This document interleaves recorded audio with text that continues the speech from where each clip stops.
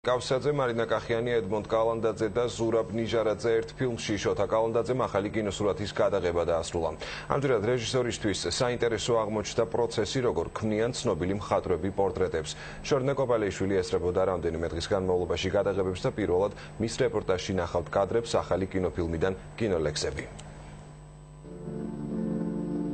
სახეები, რომელთა გარეშეც ქართული თეატრი ალბათ წარმოუდგენელია, ახლა ცნობილი მხატვრების ფუნჯით ტილოზე დაიწერება.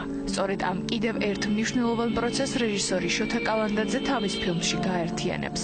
ცნობილი სახეები ფილმში კინოლექსები რეჟისორის ჩანაფიქრის მთავარ სათქმელს მომავალში ახალ თაობას ეტყვის. ეს ფილმი უკვე დავიწყე სადღაც წელიწად ნახევარია. და მართლა მადლობას ვეუბნები ბატონ ზურაბს და ბატონ ედმონდ კალანდაძეს, რომ მიძლებენ ამდენი ხანი და არ მეუბნებიან უარს. თუ უამრავი გენიალური მსახიობი, მომღერალი თუ შიშველი ნატურა დაიხატა. ახალგაზრდისთვის საინტერესო იქნება 100 წლის მერე, ხო, რომ შეხედოს როგორ ხატავს დიდი ოსტატი.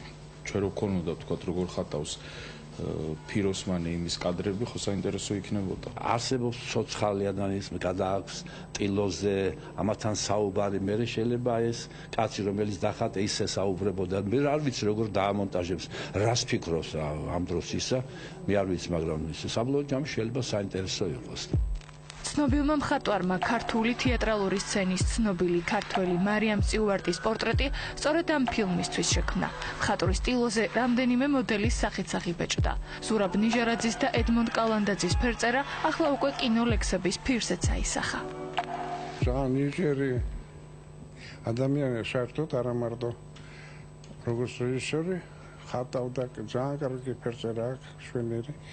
მაგრამ ამავე დროს აინტერესებს შემოქმედებითი პროცესის რაღაც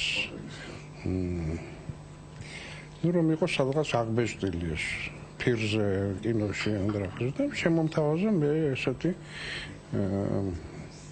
მონაწილეობა. საინტერესო იქნება ბევრი წლების მერე საუკუნეების შემდეგ შეიძლება შემდეგ ახალგაზრდებმა აღმოაჩინონ, რომ არსებობდნენ ესეთი მსახიობები, რომელსაც შეიძლება საინტერესონი პოპულარულები, საინტერესო.